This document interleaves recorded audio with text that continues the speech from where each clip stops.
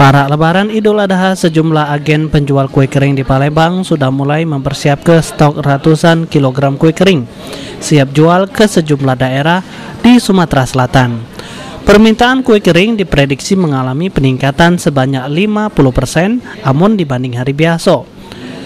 Amun di hari biasa, agen penjual kue kering di kawasan Limolu cuman menyediakan 500 kg kue kering bermacam jenis, baik dari kue satu, naskar, atau kacang-kacangan.